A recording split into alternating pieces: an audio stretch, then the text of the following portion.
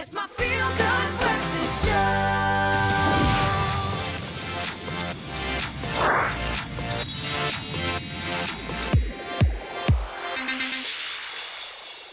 Yeah, man, he's here to talk about all things cool and tech and time travel. Can you wrap your head around it?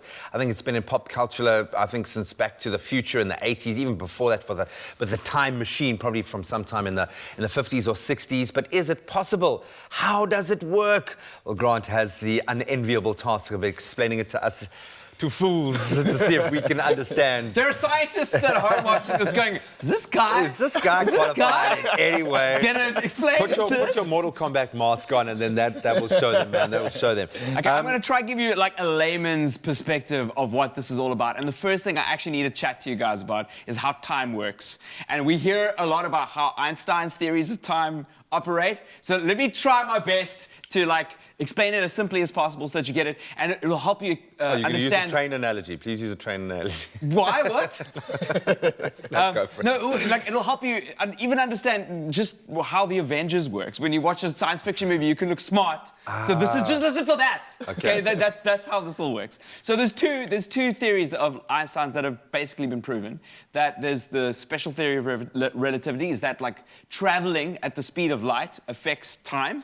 Mm-hmm. And that gravity affects time, and that's the general theory of relativity. So those are those two big theories. So traveling really quickly affects time, and gravity affects time. So what Einstein discovered was that time isn't a linear, we're getting born now and then we die later. Time is relative. So that's the term. It can change depending on a couple of variables in the formula. X can be a couple of things, all right? So that's E equals MC squared. Right? So that's the exciting part of it. So if you want to travel through time, there are two big ways to do it. You either manipulate the variables of gravity, or you manipulate the variables of speed. And if you travel at the speed of light, it's roughly 300,000 kilometers a second. It's really fast.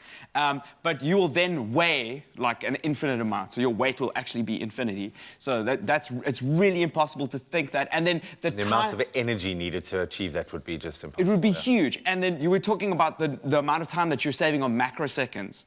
But in films like what is that Christopher Nolan film when they go into space? Interstellar. Oh, Interstellar. Yeah. And they go to different planets, and then they come back and they're at different ages, they're kids of age. Because they've traveled at the speed of light, and they got there at the speed of light, and their experience of time, so they haven't aged, right? Because they've gone so far. Those are the variables. Wow.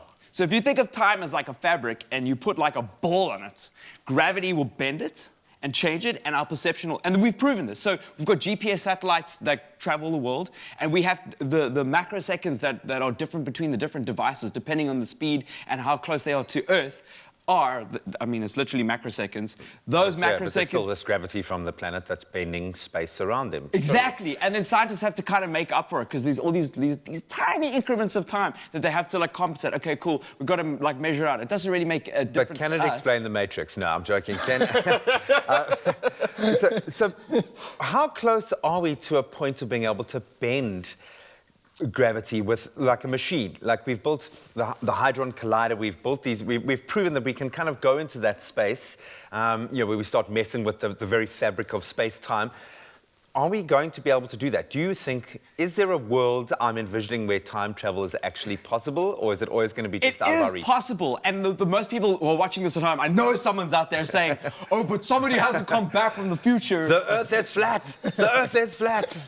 So the main reason is that when you make a time machine and you put in those variables, you can only travel back to when that machine was made. Mm-hmm. So we can probably, if time travel is a possibility, the start point of that will be when the time machine is invented. We won't be able to come back to this time. Or we discover a wormhole. Now you're talking something different. A black hole is not a wormhole. Is a black hole a wormhole? No. So black hole and wormhole are different, and also delving into quantum theory. So black hole is an insane amount of gravity. So we've got a percentage of gravity. We can enjoy skateboarding and doing a whole bunch of stuff. But if you are in a black hole, it's like infinite gravity. All of it combined. You're gonna get crushed. So in theory, particles that travel through black holes can travel in time, in theory, but we don't know because Once everything's they move getting past the event absolutely horizon, demolished. we don't know what happens. Yeah, it's absolute demolition. And theoretically, a couple of people that might have gone in there might have decided, I don't want to come back. It's quite nice out here. I'm going to stay here. So and then wormholes, there's quantum theory, and we're already getting into quantum computing, which is really nice. We're generations of scientists from now, and if you're at home watching this and you're a kid and you're eating your breakfast cereal and you want to get into science, this is the time. This is the we can next have South frontier, African yeah. scientists that are going to change the world in 20 years' time. What would you say? I think this is a great opportunity to say to that youngster out there that is potentially planning to do this, what should they focus on in terms of trying to get closer to solving this problem? Because it's the future that's going to solve this, right? Stay curious. And if you are a parent and your child his brain is ticking over with curiosity and wants to solve problems and understand the world around us, cultivate that. Don't stamp it out. Love it. Well, Love here's it. the thing. Maybe you want to go to Mars because that's becoming a reality. I know our kids, I dread the day that my boy comes to me and says, Dad, I'm quite keen on working on Mars. Talking about gravity, I understand that Mars has, I think, 2/3 the gravity of Earth. Is that going to make you stronger, like a Super Saiyan? We don't know, but we're also discovering all sorts of new landmarks on Mars as well. In fact, they have their own seas, yes, and we're going to discover more about that right now.